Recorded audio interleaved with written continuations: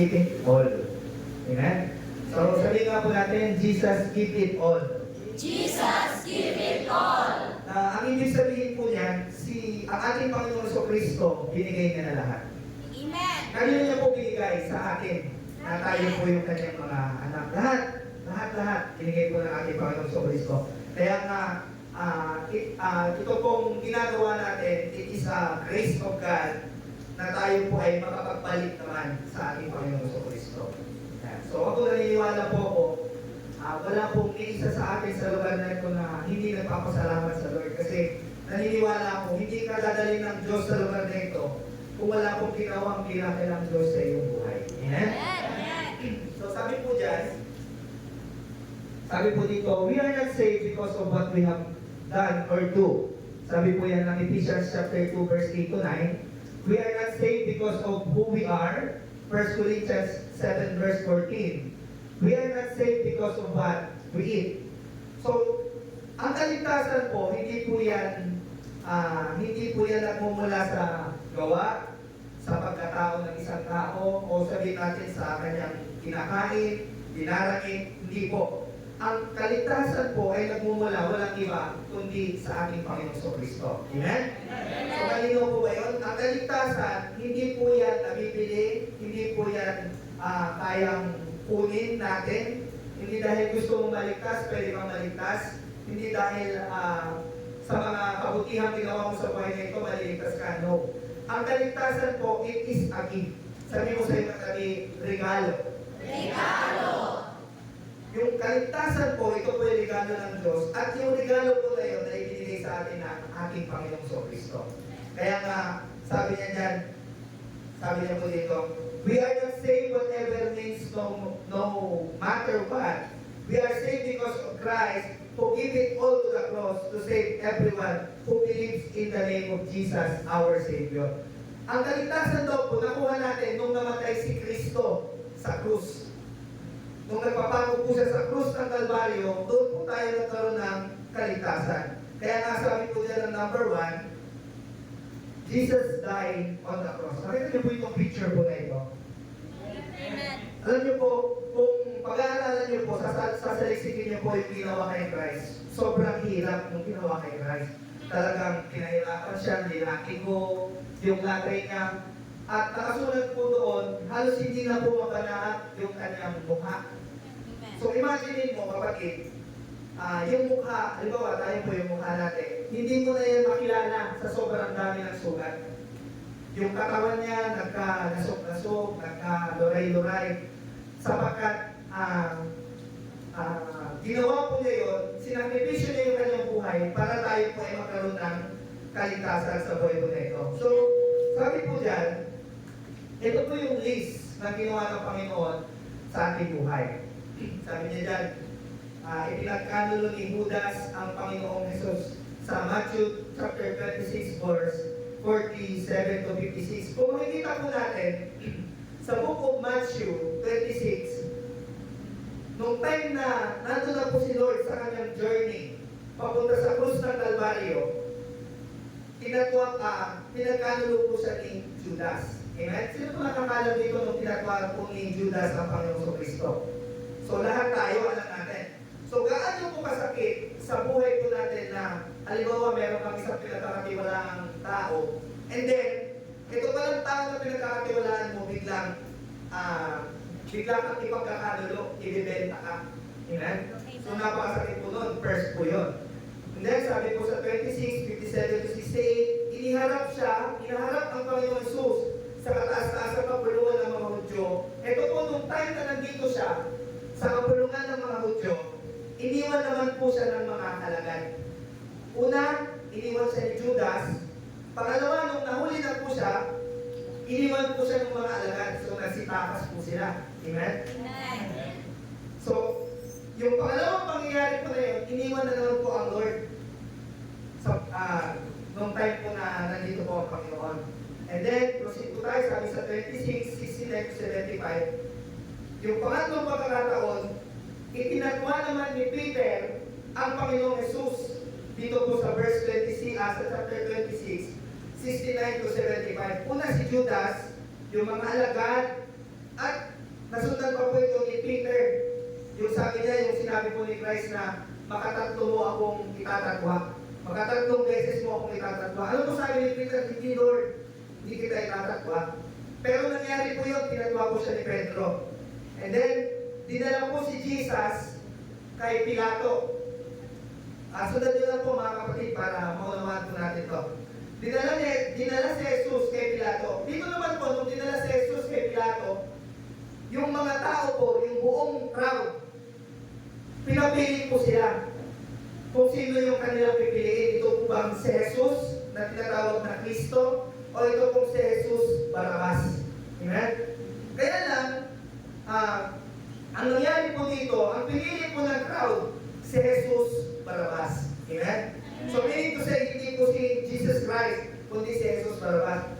Itinatwa na naman po siya ng mga tao. Tayo po yun. And then sabi po dito, sa 27, hinamak siya ng mga kawal, pinaghati-hatian ng kanyang kasuotan. Sa madaling salita, nung time po na siya po hinahatulan na yung kanyang garden po, hinuwag po yun sa kanya, tinanggalan po siya ng kasuotan. Meaning to say, tinanggal lahat yung kanyang pagkatao, yung kanyang dignidad, yung respect na naiwan po sa kanya, tinanggal po lahat yun. At sabi dito, sa verse 27, chapter 27, 32 to 44, ipinako sa krus ang Panginoong Jesus. At sa 45 to 56, ang pagkamatay ng Panginoong Jesus. Di ba kung titignan po natin, sa buhay po natin na ito, kung talagang tayo po ay believer ng ating Panginoong Kristo, at na-imagine po yung picture ng Lord na naghihirap po siya sa krus, di ba po parang napakasakit? At kung titignan po natin mabuti, ito po yung ginawa ng Panginoon para po tayo ay maging maayos. Tingnan niyo po yung inyong mga katabi. Di ba po? Maganda, wala siyang sugat, hindi siya tumanas ng karamdaman, maganda yung kanyang buhay, meron siyang suot na damit, maganda yung estado ng kanyang buhay. Dahil po yan sa sakripisyo ng Panginoong Kristo.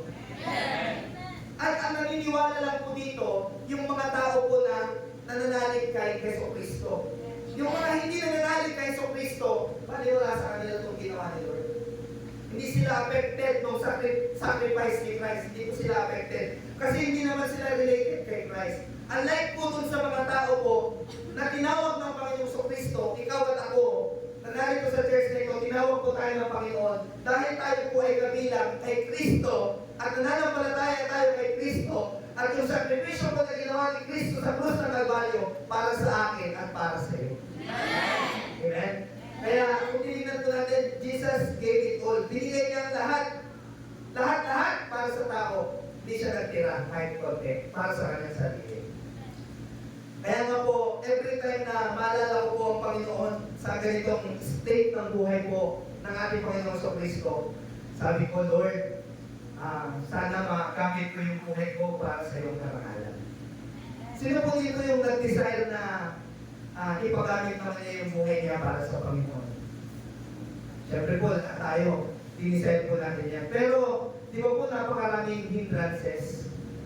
Naminag lang, gusto ko lang ibigay yung buhay ko, gusto ko lang sumama sa mga hayo nila, kaya lang, marami kasi akong ginagawa eh. Kaya lang, marami kasi akong inaasikaso. Pero alam niyo po si Lord, hindi siya nagdahilan kahit kaiting. Hindi niya sinabi na, teka muna, Ama, masasaktan ako dyan sa pagkakapako sa akin sa krus ng Kalbaryo. Pwede bang hindi ko na lang yan gawin? Actually nga, na-pray po si Christ, sabi niya, Ama, ilayo mo sa akin ang sarong ito, pero mangyari ang iyong kalooban. Ginawa pa rin po ni Christ yung sakripisyo sa krus ng Kalbaryo. Bakit po? Bakit po kailangan kanyang gawin yung mga bagay po na yan? Dahil mahal niya po ang bawat isa po sa atin sa lugar po na ito. Amen? Amen? Yun po yung cross ni Christ. Ngayon, dumako naman po tayo doon sa ating cross, our cross. Basahin po natin sa Romans chapter 8. Yan, buksan po natin yung ating mga Biblia sa Romans chapter 8 verse 5 to 8. Romans chapter 8 verse 5 up to 8. Yan, say amen po kung nariyan na po mga anak ng Diyos. Sabi po dito, ang mga namumuhay ayon sa hilig ng laman ay walang pinahahalagahan kundi ang mga bagay na ukol sa laman. Ngunit ang namumuhay ayon sa Espiritu ay nagpapahalaga ng mga bagay na espiritual. Ang pagsunod sa hilig ng laman ay naghahatid sa kamatayan, ngunit ang pagsunod sa Espiritu ay nagdudulot ng buhay at kapayapaan. Kaya nga, kapag itinutuon ng tao ang kanyang pag-iisip sa mga hilig ng laman, siya'y nagiging kaaway ng Diyos. Sapagkat hindi siya nagpapasakop sa batas ng Diyos at sadyang hindi niya ito magagawa.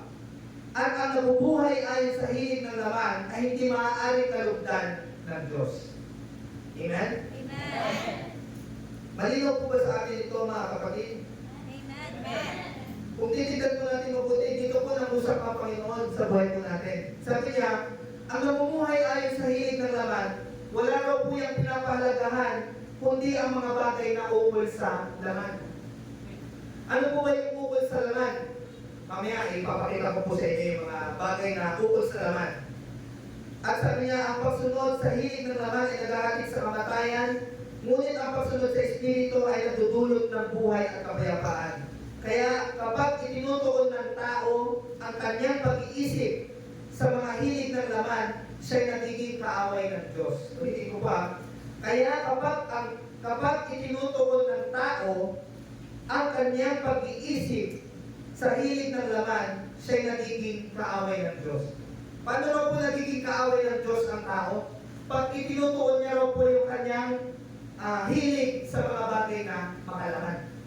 Amen po? Amen. So dito po sa mundo po natin, very, sabihin natin, yung napakalala po ng sitwasyon natin. Kasi tayo po ay allure sa laman.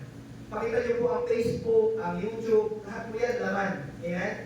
Sabi nga po ng isang preacher, ng isang pastor, sabi niya, pag meron ka pong social media, 80% ng social media, ang laman po niya, pornography. Bakit po pornography? Kasi ni ultimo po, yung nagtitinda ng shower. Alam niyo po yung shower bulb? Makikita niyo po yung shower bulb, meron pong nakalagay doon na picture. Ano po yung picture doon? Di ba may sexing na introduce ng shower bulb. Shower bulb lang po yun, pati pumilya, kahit ano. Lahat po yan. Dahil po, ang mundo po natin ay punong-puno na po ng mga bagay na makalaman. Ngayon sabi po dito, sabi dyan, our cross. Ano po ba yung cross ng tao compared kay Christ? Di ba? Kung makikita po natin yung cross ni Christ, napakalaki. Pero yung cross po natin, napakaliit. Amen? Isipin niyo po yung cross natin, pupunta ka lang sa church ng linggo. Cross na yun. Di ba po, compare kay Christ, binuhat niya yung cross. Papunta sa Golgotha, bit-bit-bit niya po yun habang nilalaki ko po siya, and then ipapako sa cross hanggang siya yung matay. Pero tayo po, pupunta ka lang sa church, sasamba ka sa Panginoon, huwag ka lang malilate, punta ka lang ng maaga, cross na po natin yun. Yun po yung bunga ni Christ. Kasi ang ginawa po ng Panginoon sa atin, yung sakripisyo niya para tayo po ay hindi maghirap sa buhay po na ito. Di ba po lang maganda?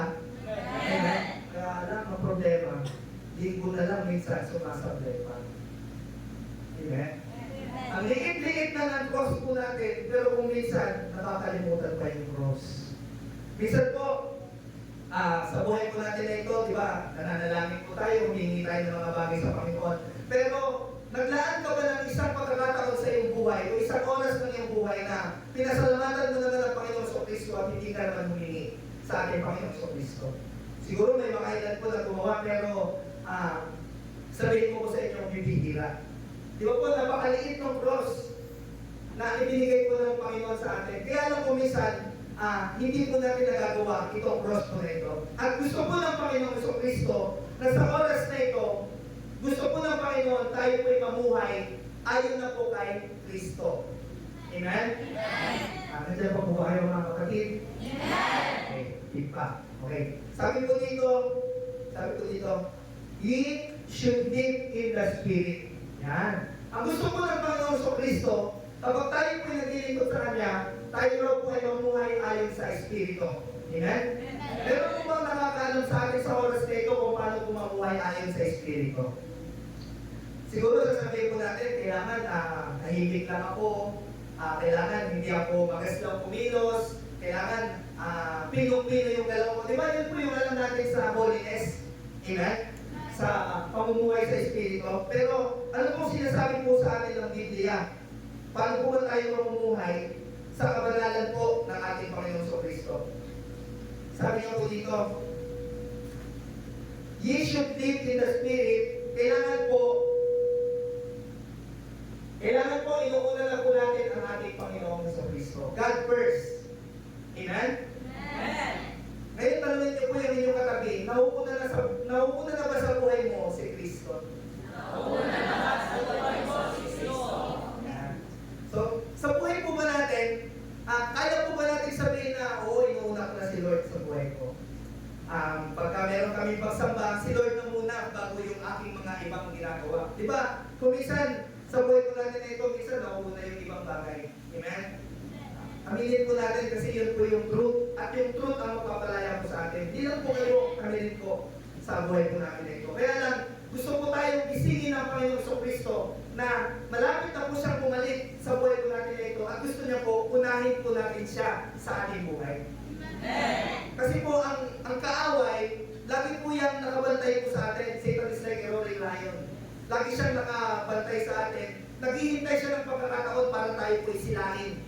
Kaya nga, dapat tayo, sabi niya, maging be watchful and alert sa buhay po na ito. Kailangan watchful tayo. At every time na tayo po'y gagawa sa Panginoon, ito pong kaaway, meron po siyang inilalagay na sasakpang sa atin para hindi natin magawa yung mga bagay for the glory of God. Bigyan ko po kayo ng example. Halimbawa, a-attend ka na lang ng Sunday service. Ngayon, a-attend ka na lang ng Sunday service na paaway ka pa sa misis mo o sa mister mo. Yan, parang di bias ha. Mister at Mrs. yan. Yan. Di ba? Nangyayari po sa atin yan. Ayoko na magsimba. Wala na akong gana. Amen? Minsan, Sunday, bigla-bigla may darating na event o pangyayari sa buhay mo natin na maghahanda sa atin para pupunta ka na lang kay Lord, na-cancel pa ang lakad kay Lord, nauna pa yung ibang bagay. Amen? Sino po dito yung wala nung nakarang Sunday? Bato-bato sa langit ang tamaan, huwag niyo na pong ulitin yun. Kailangan mas mahalaga na po si Lord sa buhay po natin. Kaya nga po, putting God first eh. God first po muna. Kung hindi po, siguro po, kung meron tayong ibang agenda sa labas, kung may mga bagay tayong pinakakabalan sa buhay na ito, gawin po natin yun. Pero, wag na wag mong ihuhuli ang Diyos sa iyong buhay. Kasi pag hinuli mo si Lord, pag ikaw naman po yung lumapit kay Lord, ihuhuli ka rin po ni Lord. Amen? Kaya nga, kailangan sa buhay po natin na ito, unahin po natin ang Panginoong Kristo. Kahit ano pa po yan, kahit ano pang reason yan, kahit ano pang bagay yan, unahin mo ang Panginoong Kristo dahil binigay na po ng Panginoong Kristo ang lahat sa kanyang buhay. So, kaya naman po natin yung binigay po ng ating Panginoong Kristo. Okay, diba? Nakita niyo po yung cross kanina, maliit na lang po, di ba? Sunday na lang po yun, pero kung minsan sumasablay po tayo. Yun yung katotohanan eh. Sumasablay tayo ng linggo. Kaya nga, kung talagang mahal po natin ang Panginoong Kristo, yung linggo po natin, ilalaan na po natin yan para sa ating Panginoong Kristo. Para kay Lord na yan. Ano pa po? Sabi niya dito, una na si Lord, higit sa lahat ng bagay. Ang nagmamahal sa mga bagay ng higit sa akin na hindi karapat dapat sa akin, sabi po ng Biblia. Pag daw po tayo nagmahal ng higit sa mga bagay, kaysa po sa Panginoon, hindi raw po tayo karapat dapat sa Diyos.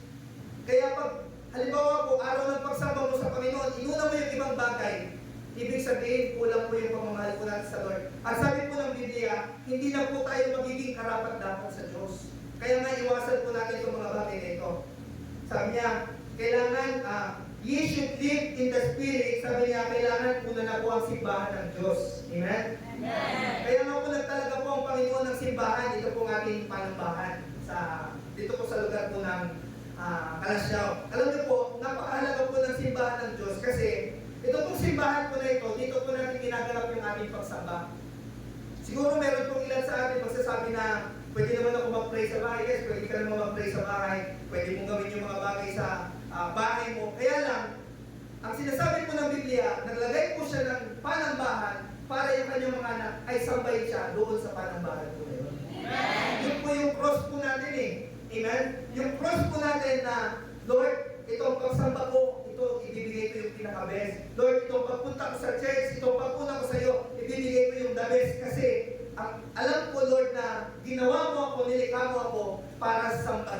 Amen? Kaya yung ginagawa po natin sa oras na ito, napakahalaga po niyan yung pagsamba po sa ating Panginoong Kristo. At ano pa po? Dapat ibigay ang pinakamainam sa Diyos. Amen? Diba? Ano po sabi niya kanina? Seek Him first. Unahin mo ang Panginoon. Pangalawa, huwag mong kaligtaan yung mga pagsamba. Pangatlo, ibigay mo yung pinakamainam sa Panginoon. Kasi po, nung araw, pagsasamba po ang tao sa Panginoon, aakyat sila ng bundok. Pag aakyat po nila sa bundok, may dala po silang panggatong, may dala po silang handog. At pag aakyat po nila sa bundok, yung handog po na yon, susunugin po nila yon, alay po nila kay Yahweh. Amen? Kaya lang po sa buhay po natin ngayon, tinadali na po ng Lord yung ating pagsamba. Naglagay na po ang Diyos ng isang palambahan, pupunta ka na lang sa palambahan na yun, dadalhin mo yung handog mo na pinakamainam at ibibigay mo sa ating Panginoong Kristo. Yun po yung Lordship o yung pamamaraan po ng Panginoong Kristo para ipakita po natin na tayo po ay nanginigluhod sa ating Panginoong Kristo. Yun po yung kaibahan ng Diyos at kaibahan ng mga sumasamba sa Diyos. Kasi tayo po mga alipin po tayo ng Diyos eh. Amen? Mga anak po tayo ng Diyos, mga kaibigan po tayo ng Diyos. Tayo po yung mga magagawa ng Diyos sa buhay po na ito. Kaya nga, ang gusto po ng Panginoon, matuto po tayo kung ano po yung nararapat na ibigay po natin sa Panginoon, ibigay po natin yun sa ating Panginoon. Amen? Yun ang gusto po ng Panginoon Kristo. Kaya kung makikita niyo po itong picture po na ito po si Abraham, ito po si Isaac. Alam niyo po yung kwento na yan? Tinawag po si Abraham, sabi po ng Panginoon sa kanya, Abraham, hiningi po ng Lord yung kanyang anak, ihandog mo sa akin ang kaisa-isa mong anak. At alam niyo po ito, si Abraham, hindi po siya nagdalawang isip, hinandog niya po yung kanyang kaisa-isang anak. At nung akala pong papatayin niya yung kanyang anak, para ihandog po kay Yahweh, ano po sinabi ng Lord sa kanya? Pumapatayin ng bata. Nakita ko na ang iyong pananampalataya. Ano pong ginawa ng Lord? Nagpadala po siya ng ram. Para yung ram po na yun, yung nakihandog niya po sa ating Panginoong Kristo. Siguro, sabi ko, Lord, kung ako siguro ang sinubok, baka hindi ko yan nagawa. Amen? Sino po dito may kaya ganyan? Pwede po pakitaas sa kamay. Diba? Ang hirap po, ano? Pero sila po, iba yung faith po nila eh. Pero ano pong dinidiman po ng Lord sa atin? Yung anak po ba natin ang hinihingi po ng Lord sa atin? Hindi, yung time lang. Kunti lang. Amen? Time lang. Sa Sunday, meron lang po tayong siguro po maximum of 3 hours. Amen? Siguro po Monday, pwede po kayo maglaan ng 1 hour by yourself na po. Mag-evangelize ka, mag-invite ka ng mga tao patungo sa Panginoon. Pwede mong gawin yun for the glory of God. Konti-konti lang po ang hinihingi ni Lord sa buhay po natin. Kaya lang kung minsan ng tao, hindi na po maibigan. Amen? Amen. Sabi po dito, ye should deny the flesh. Sa buhay po natin, kanina, sabi niya, ye should live in the Spirit. So, nakita po natin yung pamumuhay sa Espiritu, kailangan pala inuuna na si Lord. Kailangan pala sumasamba na kay Lord. Kailangan pala naghahandog na po kay Lord. Ngayon, sabi niya, ye should deny the flesh. Kailangan daw po, limutin natin ang mga bagay ukol sa laman. Sabihin nga po natin, limutin ang mga bagay ukol sa laman.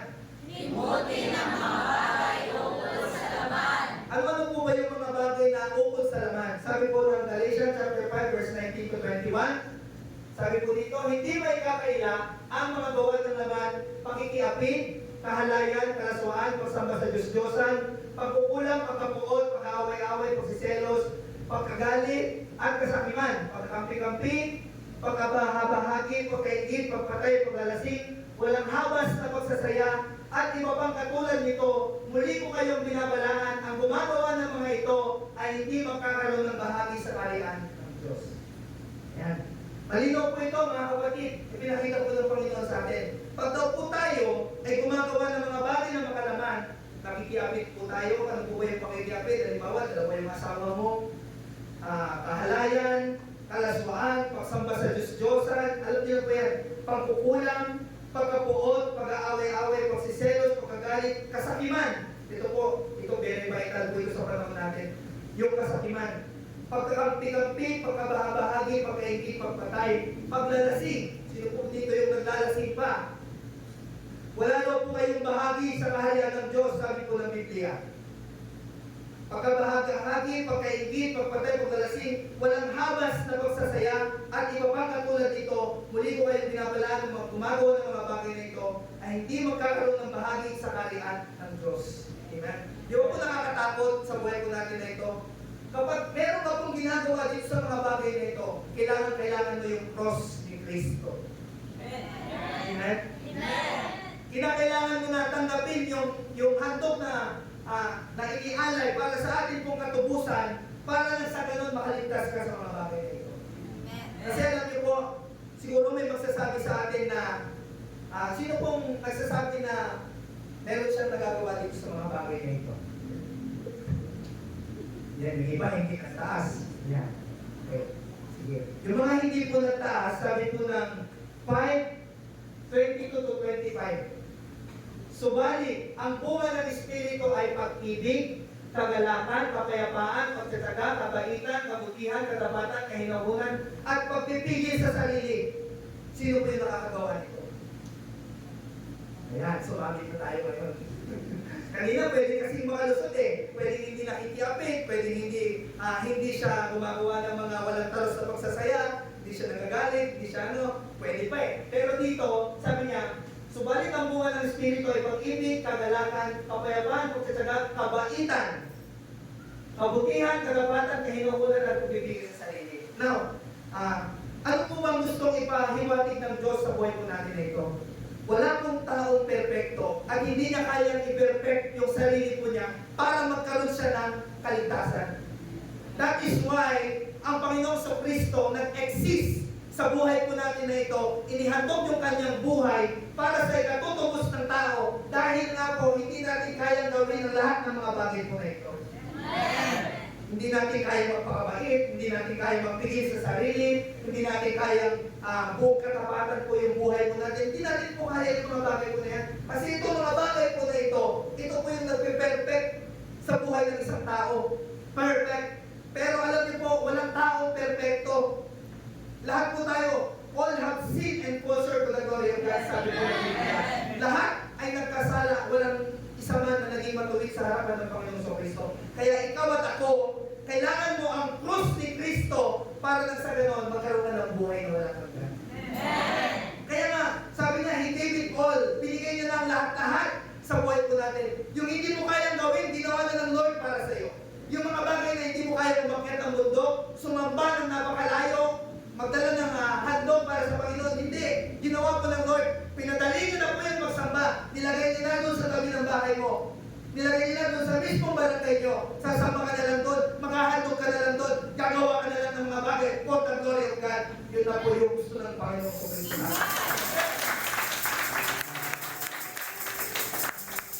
Siguro po, sabi ng iba, nakakahiya naman sa Lord. Kasi ang dami palang ginawa ni Lord sa buhay ko. Amen. Buhay natin. Amen po. Pero ganun po kasi kabuti ang Panginoon sa buhay po natin. Kaya lang ang gusto po niya, pagsikapan po natin. At gusto po ng Panginoong Kristo, unahin mo siya.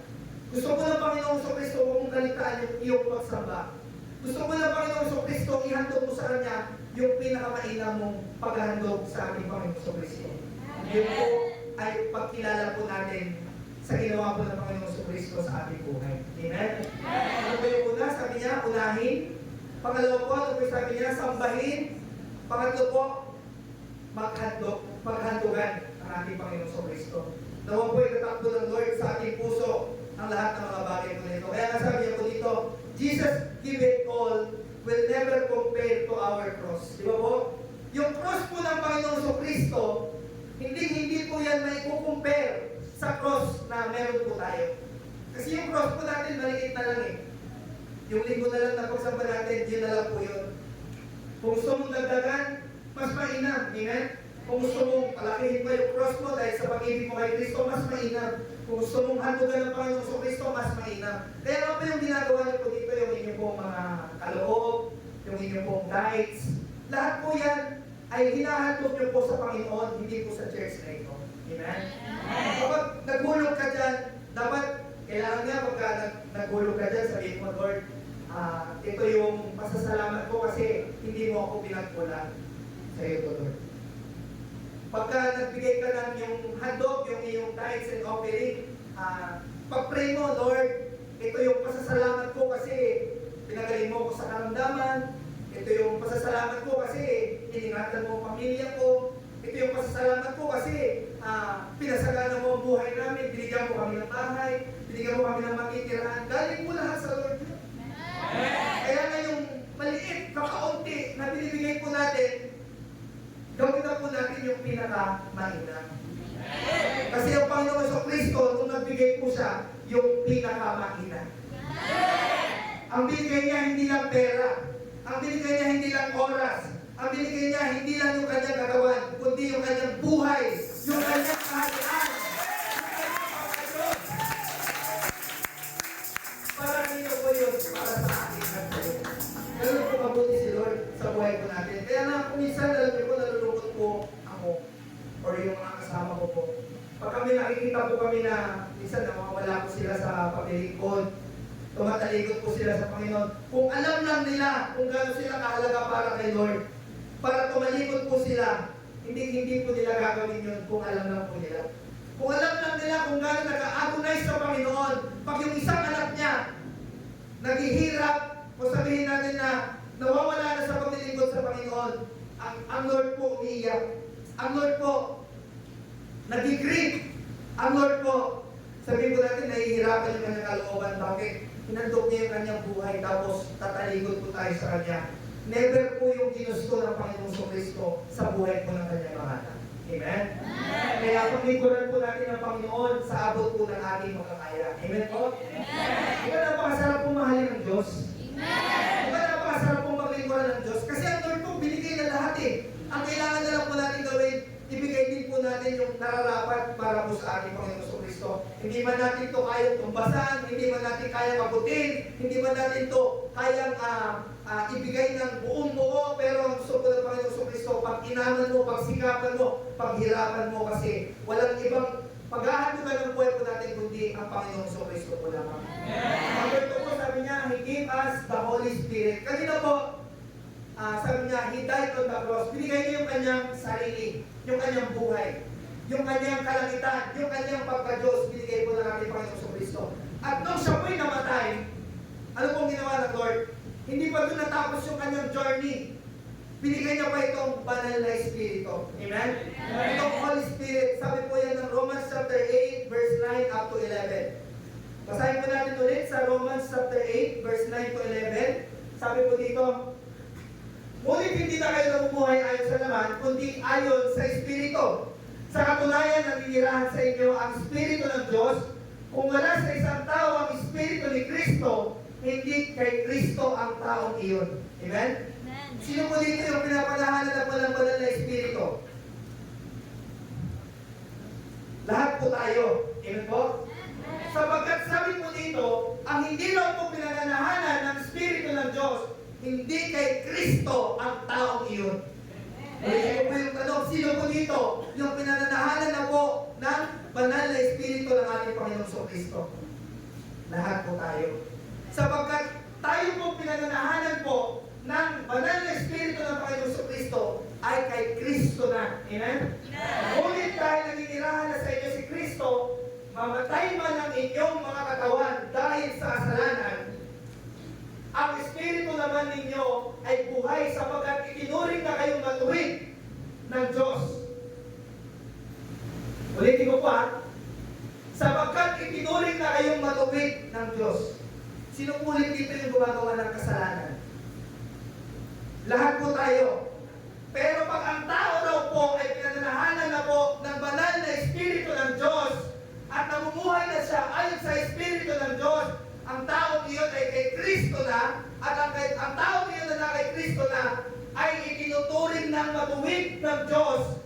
Kung naninirahan sa inyo ang Espiritu ng Diyos na siyang muling bumuhay kay Kristo, siya ay muling bubuhay sa inyong mga katawang may kamatayan sa pamamagitan din ng kanyang Espiritu na ninirahan sa inyo. Amen? Amen! Kaya nga, dito po, kung makikita po natin, ang Lord po sa buhay po natin, kapag nananahan si Kristo sa buhay po natin, yung ating mga kasalanan po, hinuhugasan na po ng Panginoong Kristo yan. Tayo po ay nililinis sa pamamagitan po ng banal na Espiritu po ng ating Panginoong Kristo. We are cleansed by the Spirit of Christ, kaya kailangan tayo po ay mamuhay ayon na po sa Espiritu ng ating Panginoong Kristo. Paano naman po ba mamuhay o paano po ba mabubuhay ang Espiritu ni Kristo sa atin? He lives inside of me, sabi ko dito. Pinagsamang ako at Panginoon. Pinagsamang ikaw at Lord. Amen? Sa buhay po natin na ito, kapag si Kristo po ay nabubuhay na po sa atin, ito po yung tandem na po natin at ni Lord. Ito na po yung tandem nyo at ni Lord. Ano bang bagay ang inyong gawin, kasama na po natin ang Panginoong Kristo. Tungkol po kay Kristo po, amen? Halimbawa po, sa bahay po natin, nagkakanda po ba tayo ng prayer? Meron po bang prayer yung ating pamilya? O wala? Ibig sabihin kung wala, ibig sabihin hindi ko nananahan si Kristo sa buhay po natin. Supposed to be meron. Amen? Kasi ang taong pinananahanan po ng Espiritu ni Kristo, kailanman hindi po mawawaglit yung panalangin sa kanilang tahanan. Amen? Sabihin mo, pinapanahanan na ako ng Espiritu ni Kristo. Mas malakas po. Pinananahanan na ako ng Espiritu ni Kristo. Paano po ba nangyayari po yan? Sabi po ng Luke chapter 4 verse 18, sabi po yan, ang Espiritu ng Panginoon ay sumasa akin sapagkat hiniram niya ako upang ipangaral sa mahihirap ang magandang balita. Isinugo niya ako upang ipahayag sa mga biyak na sila'y lalaya at sa mga bulag na sila'y makakakita. Sabi niya, the Spirit of the Lord is upon me to preach the gospel, to heal the brokenhearted, and to set the captives free. Amen? Pag daw po ang Espiritu ng Diyos ay nananahan po sa atin, tayo raw po ay magpipreach. Amen? Sabi mo sa katabi mo, mag-preach ka na. Amen? Ang pagpipreach po hindi lang po sa pulpito. Ang pagpipreach po, yung ipinapahayag mo, yung kabutihan ng Diyos na ginawa niya sa buhay mo, doon sa mga taong mahalaga sa iyo. Doon sa mga taong hindi mo kakilala. Doon sa mga taong hindi pa nakakakilala kay Kristo. Amen? Ano ba po sabi ko dito? Ibinigay niya sa akin ang lahat ng kapangyarihan. Gawin ninyong alagad ko lahat ng bansa. Sabi po ng Matthew chapter 28 verse 18 to 20. Pag daw po yung banal na Espiritu ay nananahan na po sa atin, tayo raw po ay magiging fishers of men. Tayo raw po ay magiging mga malakayan na. Sabi niya, gawin niyong alagad ko ang lahat ng bansa. Amen? Tayo po ba pinapadahanan na po ng banal na Espiritu ng ating Panginoong Kristo? So kailangan nag-aakay ka na. Amen? Sabi mo sa iyong katabi, kailangan nag-aakay ka na. Amen? Hindi po pwedeng nakilala mo si Christ after 1 year, 2 years, 3 years, 4 years, 5 years, 50 years, wala ka bang naakay kay Lord. Ibig sabihin, 50 years ka na wala ka bang naakay kay Lord, ibig sabihin, hindi ka pinapanahanan ng Espiritu ng Diyos. Amen? Tingnan niyo mga pinatabi niyo kung nakapagtakay na po yan o medyo nawala yung Espiritu ni Lord. Ayan. Lord, pasensya na, medyo nawala ka sa akin nung nakaraang linggo, eh, hindi ko siya nadala. Amen? Pero, ang pinapanahanan na po ng Espiritu ni Kristo, siya po'y nag-aakay na. Sabihin mo sa iyong katabi, mag-aakay ka na. Kasi pag hindi ka nag-aakay, wala ng Holy Spirit sa buhay mo, ibig sabihin, ang taong iyon ay hindi kay Kristo. Amen? Sabi niya po dito, our body is the temple of the Spirit. 1 Corinthians chapter 6 verse 19. Hindi ba ninyo alam na ang inyong katawan ay templo ng Espiritu Santo na nasa inyo at ipinakalob ng Diyos sa inyo? Hindi ninyo pag-aari ang inyong katawan sapagkat pinili niya kayo sa isang halaga. Kaya gamitin ninyo ang inyong katawan upang maparangalan ang Diyos. Amen? Sabi po ni Lord dito, pag pinapanahanan na raw po ng Espiritu ni Kristo ang inyong katawan, hindi na sa'yo yan. Sabihin mo sa katabi mo, hindi na sa'yo yan. Huwag mong gamitin sa pagtulog.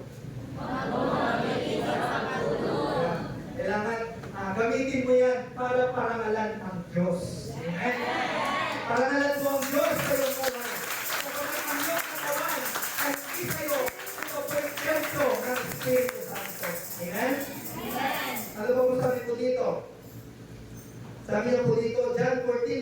13, siya ang Espiritu ng katotohanan na hindi na matanggap ng sanlibutan, sapagat siya ay hindi nakikita, hindi nakikilala ng sanlibutan, ngunit nakikilala ninyo siya sapagkat siya'y nasa inyo at siya'y nananatili sa inyo.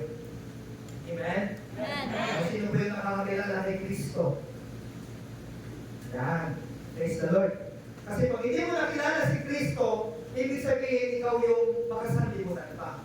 Kasi hindi mo pa nakikilala si Lord. Kaya nga, dinala po tayo ng Panginoon sa templo po ng ating Panginoong Kristo sapagkat nagpakilala na po ang Panginoong Kristo sa buhay po natin at nananahan na po siya sa atin. Amen? Kaya huwag na huwag po natin kakalimutan nyo. Kailangan nag-preach na po tayo. Amen? Kailangan nag-aakay na po tayo. Amen? Kailangan yung katawan po natin nagagamit na po para parangalan ng Lord. Amen? Kailangan nakikilala na po natin ang Panginoong Kristo sa ating buhay. Sapagkat yun po yung pinakamahalaga ang ating Panginoong Kristo po sa ating buhay. Sabi niya po dito, sa buhay po natin, kailangan po ang buhay po natin ay magamit na po sa ating Panginoong Kristo. Amen? Sino po dito yung matagal na po dito po sa church na ito? Naka 1 year na po siya sa church po na ito. 1 year above. Sige pa lahat eh. 1 year and above. Hindi, kalasyaw lang po. Ayan. Tayo po lahat ng mga naka 1 year na po, obligado na po tayo na gamitin po natin yung buhay natin para kay Lord. Amen? Kasi naalala ko nga po yung isang preaching ni Pastor. Sabi niya, di ba po may mga baby po tayo? Pag yung baby po natin, 1 year old, syempre hindi pa, nagsasalita na po yung 1 year old? Opo, pwede na. Pero ano pong sinasabi niya? Mama, papa. Amen? Pagka-social, daddy, mami.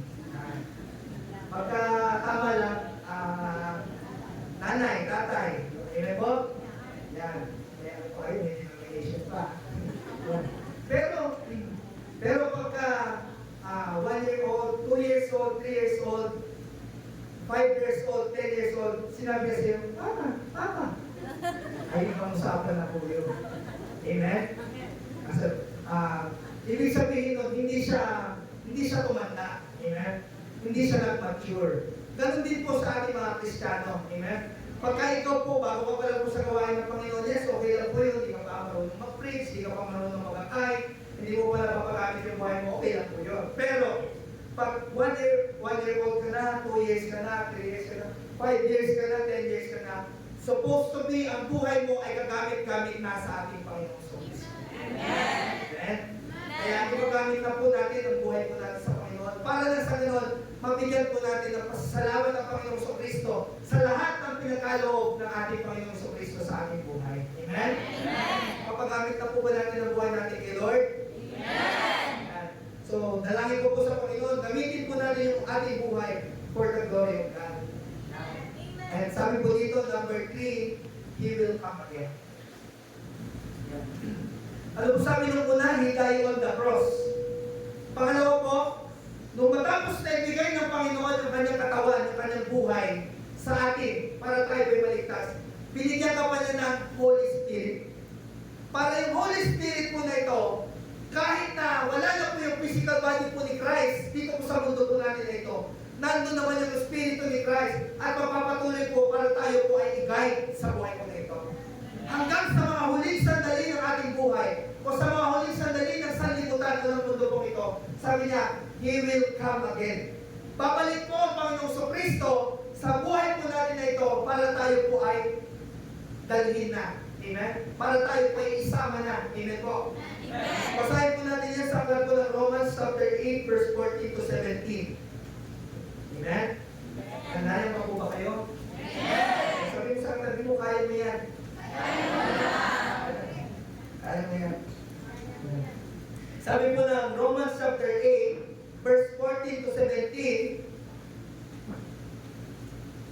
Sabi po dito, kung namumuhay kayo, verse 14, ang lahat ng pinatubayan ng Espiritu ng Diyos ay mga anak ng Diyos. Lahat daw po ng pinatubayan ng Espiritu ay mga anak ng Diyos. Amen? Sapagkat hindi Espiritu ng ng pagkaalipin ang inyong tinanggap upang kayo mamuhay sa takot. Sa halip ang inyong tinanggap ay espiritu ng pagkukop upang kayo gawing mga anak ng Diyos. Kaya tayo'y tumatawag sa Kanya ng Ama, Ama ko. Verse 16, ang espiritu ang nagpapatotoo kasama ang ating espiritu na tayo'y mga anak ng Diyos at yamang mga anak tayo at yamang mga anak tayo'y mga tagapagmana ng Diyos at kasamang tagapagmana ni Kristo sapagkat kung tayo'y kasama niyang nagtitiis, kasama niya sa pagtitiis, tayo'y makakasama niya sa kanyang kaluwalhatian. Ulitin ko po yung last part.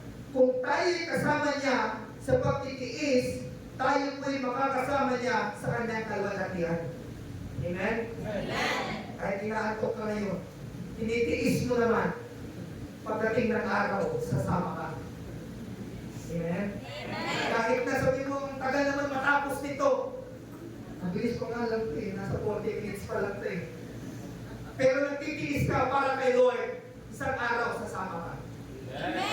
Pero pag hindi mo tiniis yan, tinulog mo na dyan. Patay kang bata, iwan ka. Amen? Kaya nga sa buhay ko natin na ito, kasama po tayo makipagtiis sa ating Panginoon sa Kristo. Yung pagpunta niyo po sa church, pagtitiis niyo po yan para kay Kristo. Yung inyo po paghahandog, pagtitiis niyo po yan para kay Kristo. Kapag nag-aakay po kayo, kahit nahirapan kayo, kahit tinataboy kayo, kahit na para bagang niyuyurakan ang pagkatao niyo, pagtitiis niyo po yan para kay Kristo. At ang bawat anak ng Diyos na nagtitiis, sabi po ng Biblia, pagdating ng araw, isasama kayo.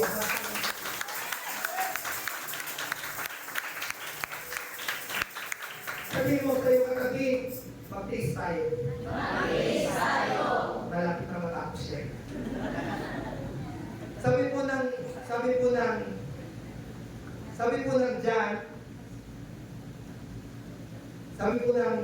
John, sa bahay ng aking mama ay maraming silid. Kung hindi ito totoo, sasabihin ko ba sa inyo, pumunta ako roon upang ipaghanda ko kayo ng inyong matitirhan. Kapag ipaghanda ko na kayo ng matitirhan, ako'y babalik at isasama ko kayo upang kayo'y makapiling ko kung saan ako naroon at alam na ninyo ang daan patungo sa pupuntahan ko. Amen? Amen. Sino po dito gustong sumama kay Lord? Amen. Lahat po tayo, yun ang desire po natin, yun ang gusto po natin. Isang araw, mapunta tayo dun sa kaharian ng langit. Kaya nga, makipagtiis ka kay Kristo, makipagpagal ka kay Kristo, kahit nahihirapan, kahit nasusugatan, kahit na sabihin po natin gumagapang ka na lang, paakyat ka sa hagdanan, tiisin mo, kasi pagdating ng araw, sasama ka ni Lord. Ito yung pangako ni Lord. Sa bahay ng aking ama, maraming silid. In the mansion of my Father, there are many rooms.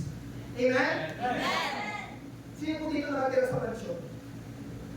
Wala. Siguro po malaki ang bahay nyo, pero hindi mansyon. Siguro po yung bahay nyo po, pwede po 5 yung kwarto, pero hindi mansyon. Amen? Pero po si Lord, nakatira po sa mansyon. At marami pong kwarto sa mansyon. At yung isang kwarto doon para sa iyo. Amen. Basta mag-is ka.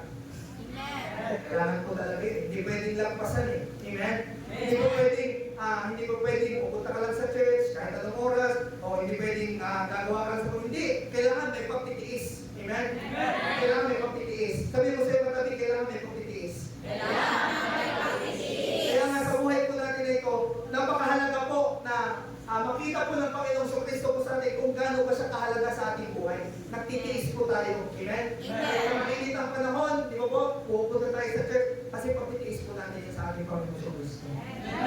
Amen? At the more na mas matindi po yung iyong pagtitiis kay Kristo, sabi po ng kanyang salita, hindi masasayang yung ating pagpapagal sa ating Panginoong Kristo. Everything na ginagawa po natin kay Lord, meron pong reward po yan. Ano pong reward po na yun? Pera po ba? Ano pong reward po na yun? Kayamanan po ba? Ano pong reward po na yun? Kotse po ba? No. Ang reward po nito, isang araw, isasama ka ni Lord doon sa kanyang kaharian. Pera na lang po kung ang gusto po natin ay pera, o sabihin po natin kotse, o bahay, o magarang pamumuhay sa buhay na ito. It is not the reward of God. Kasi alam niyo po, kahit ang kaaway, pwede po magpala ng buhay ng isang tao. Even si Satan, nagbibigay po ng pera. Amen? So nga, pagka-election po, nagbibigay po yan. Kasi, ang kaaway po, mahilig po manuhol po yan. Amen po?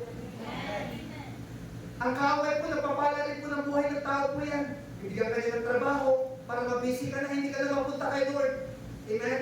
Bibigyan ka ng kotse, para hindi ka na pumunta sa church, punta ka na lang ng Baguio. Sambales. Amen? Kaya nga po kung minsan, ano po tinuturo po sa atin ni Lord, matuto tayo magtiis. Matuto tayo maghintay. Dahil hindi pong biyaya po ng Panginoong Kristo. At alam niyo po, pag dumating ang biyaya ng Panginoon, yun yung pinakamasarap. Kasi kahit po konti lang yun, o kahit konti lang yun, kamang-dama mo, galing siya yun. Kaya nga, ang Kristiyano po, kung titignan niyo po, kahit wala yung pera, dapat yan nakangiti palagi. Huwag kang sisimangot, mapangit ka at mawawalan ka ng pera. Amen? Kasi ang isang Kristiyano po na nakikipagtiis kay Kristo, oo nga Lord, wala akong pera ngayon, pero mamaya bibigyan mo ako. Kasi nagtitiwala po siya kay Lord. Amen? Matulad nga po itong isang kwento po sa isang kwento na lang. Pero tayo, baka ano eh. Sabi niya ganun, di ba kung minsan, inabot po tayo ng mga karamdaman. Amen? Minsan nilagnat ka lang, pili mo, mamamatay ka na, huwag naman. Amen? Sabi niya, nilalagnat ata ako. Parang, didireksyon ako sa hukay ito. Lagnat pa lang yun, kapatid. Medyo, kasi pagka ganun po, ibig sabihin po nun, wala kang faith kay Lord. Amen? Yung iba nga, nagtali na ang buhay. Sumasamba pa sa Panginoon kasi nananampalataya siya, tutugtungan ng Diyos yung kanyang buhay. Ikaw nilagnat ka lang, pinuputol mo na kaagad. Amen? Sabihin mo na lang kay Lord, Lord, kahit tuluyan mo ako ngayon, basta sa'yo ako okay lang. Amen? Dahil po yun yung pinakamainam. Lagi natin itiwala yung buhay natin sa Panginoon. Lagi natin ilagak yung buhay natin sa Panginoon. Lagi natin ibigay yung para kay Lord. Para kay Lord yan. Amen? Minsan nga po, di ba, sa buhay po natin na ito, nararanasan po natin yung, minsan, naranasan nyo na po yung, Lord, meron ba tayo pangako sa Panginoon na ibibigay? Sino po dito yung naranasan nyo na Lord, ito, dahil pinagpala mo ako, bibigay ko sa iyo ito. Amen? Tapos ito na, linggo na.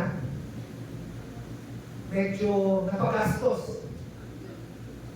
Supposed to be, buo ito, pero nabawasan na ng 10%. Ito na, medyo palapit na. Palapit na linggo, nabawasan na naman. Hanggang 10% na lang yung natira. Supposed to be 100 yun eh. Pero 10% na lang ang natira. Yun na lang po yung napunta kay Lord. Di ba kung minsan sa buhay ko natin, si Lord nagbigay ng 100. Ang hinihingi na lang sa'yo yung 10%. Amen? Pero si Lord, 100 yung binigay niya. Ano ba naman yung subukan mo minsan na ikaw naman yung magbigay ng 100 kay Lord? Pasasalamat mo sa lahat ng mga bagay na ginawa sa iyo ng ating Panginoon Kristo. Our giving. Diba sa buhay po natin, ganito po kasi ang nangyayari. Minsan may pera ka, yung sobrang para kay Lord. Hello? Minsan pinagpala kayo, sobrang para kay Lord. Halimbawa, pinagpala ka na 120,000. Sige Lord, 20 sa'yo. Palitan po natin. 600,000. Ay, di ba taas yun? Amen? Di ba ganun po tayo sa buhay po natin na ito? Minsan, pinagpala ka ng 100,000 o pinagpala ng 1,000 o pinagpala ka ng pananalapi sa buhay na ito. Kung minsan ang nabibigay natin kay Lord, yung sobra lang. Alam niyo po, meron pong tinuro po sa amin ang church po na ito sa pamamagitan po ni Pastor. Kapag magbibigay ka kay Lord, kailangan yung mahirap mong bitawan. Pag magbibigay ka kay Lord, kailangan yung masusugatan yung bulsa mo. Pag magbibigay ka kay Lord, kailangan yung medyo, ang hirap naman itong bitawan, pero dahil mahal ka Lord, sige, bitawan ko yan. At huwag po kayong mag-expect ng kapalit. Halimbawa, Lord, sige bibigay ko to basta isang linggo lang, Lord, babalik mo sa akin to Ginawa mo pang Bombay si Lord. Kailangan po, kung nagbigay po tayo sa Panginoon, susugat. Kasi doon po malalaman kung tayo po may pagtitiis pa para sa Panginoon sa Kristo. Minsan po yung imimerienda mo na lang, bigay mo kay Lord. Minsan po yung last meal mo na lang, bigay mo kay Lord. Minsan po yung ibang gagamot mo na lang, bigay mo kay Lord. Tignan mo, doon lalabas yung himala ng Diyos sa iyong buhay. Dahil nagtiwala ka kay Kristo. Dahil nagtiwala ka kay Kristo, na hindi ka pumabayaan ng Panginoon sa Kristo. Alam niyo po, sinubok ko yan. Hindi ko naman ipipreach sa inyo kung hindi ko yan sinubok. At hindi po ako binigo ng Panginoon sa Kristo. Hindi ko na po ikukwento sa inyo, akin na lang yun. Kasi gusto ko po, maranasan niyo rin yung kwento niyo. Maranasan niyo rin yung pagpapala ng Diyos sa buhay ko ninyo. Maranasan niyo rin po yung testify mo dito sa harapan na ito na sinubukan ko yung sinabi ng Lord sa akin. Hindi niya nga ako. Kasi sabihin ko po sa inyo, doon yung pinakamasarap na pasasalamat natin sa Panginoon dahil hindi tayo binigo ng Panginoon sa Diyos.